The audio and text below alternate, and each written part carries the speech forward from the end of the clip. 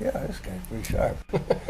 So we were making a simulation, and I just thought that the guys out there ought to hear what we were saying. The first Mars rocks came back from the moon, all robotically. No, Mars rocks from the moon. Mars rocks from the moon. Bill, dude, it's on my mind.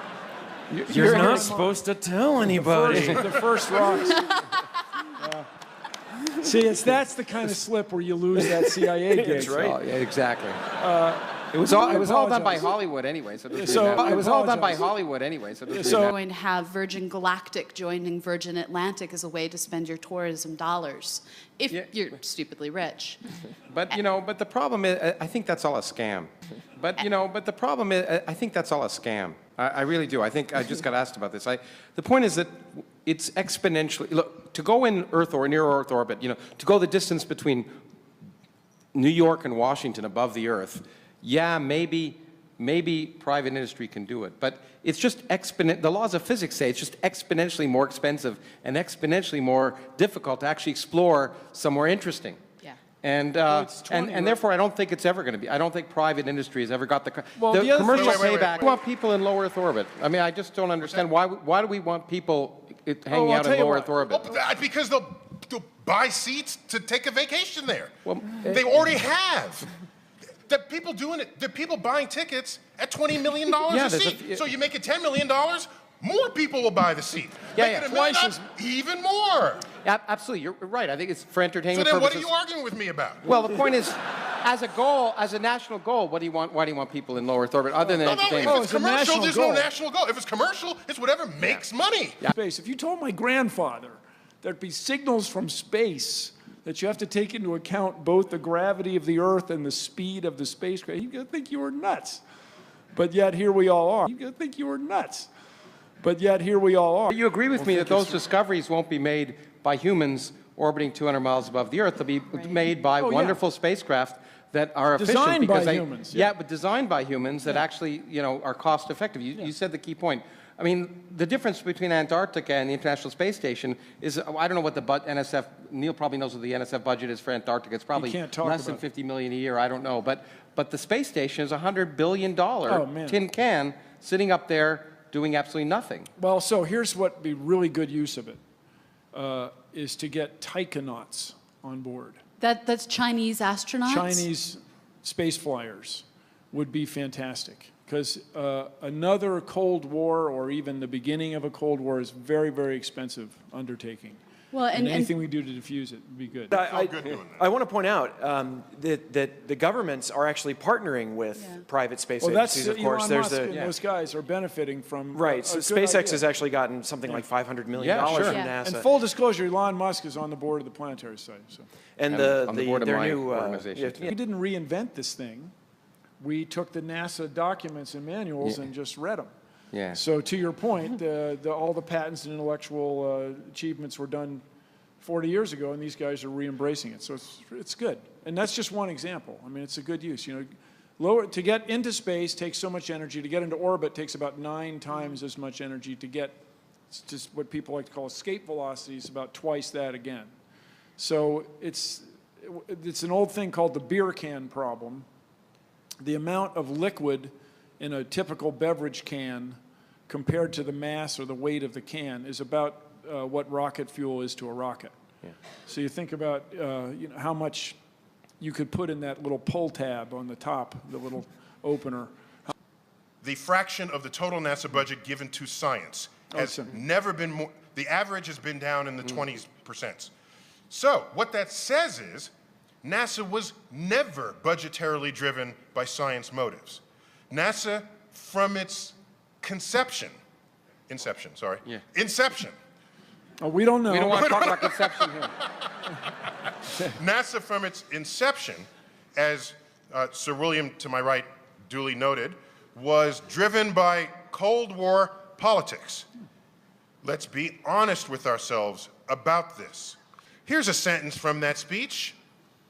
If the events of recent weeks, Yuri Gagarin had just come back out of orbit, and we did not yet have a vehicle that could safely put a human being anywhere off the launch pad.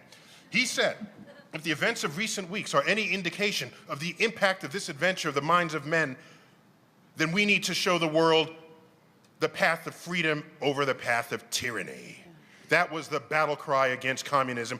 That was the war driver. That's what dislodged the $100 billion from the American coffers to send us to the moon. Let us be honest with ourselves about that. The budget for NASA has always been historically driven by geopolitical forces. So first of all, you're absolutely right. It's the same, by the way, is true from the field I originate from, particle physics. The huge funding for particle physics was also a remnant of the Cold War, a remnant of the atomic bomb project, basically. The fact that big science was felt to be in the national interest of national security, even if it wasn't. And by the way, what year did the superconducting collider get its funding reviewed and then cut? It was the years shortly after peace broke out in Europe. Yeah. Okay, but there were other reasons. That's when they cut. No, you can say that there are other reasons, but I submit to you that there is no greater driver than the war driver. And that's why every one of your particle accelerators was fully funded for the entire duration of the Cold War. Yes, but let me make the point clear, though. And then this. That you're absolutely right that we shouldn't assume that everything is for science. What I think we should assume is that we should just be a little honest. About a little over a decade ago, I actually testified for the House Committee with Buzz Aldrin on the future of space exploration. And my point is that I don't think human space travel is a waste. It's actually for adventure. I grew up staying home from school watching the Apollo landings. That excited me. We've all been on stage with astronauts, and we know how excited people are just to be near them. And so the point is, I just think we have to be honest. We say we send humans into space for adventure, and we do other things for science, and if we're honest about it, then the science budget won't somehow keep getting cut when there's cost overruns for the International Space Station or something like that. That's my only point. But the irony is we use the international arguments to rescue the funding in some cases. The International Space Station is basically the stinkiest thing on orbit, from what I understand. It's a men's locker room that occasionally has women in it. And the reason that this... Are you saying men smell worse than women? Yes. I'm saying men's locker rooms smell worse. So how do you know that? No, I'm just... We're not going there. I'm skeptical.